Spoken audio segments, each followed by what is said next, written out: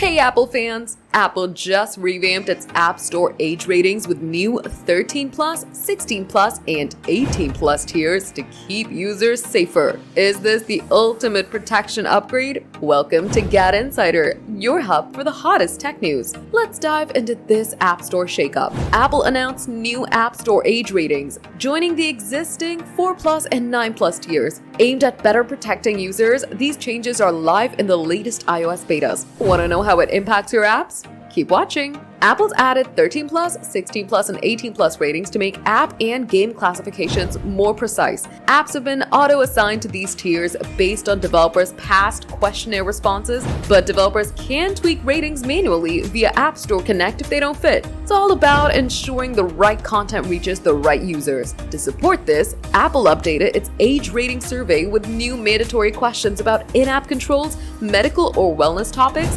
violence, and even AI assistants or chatbots.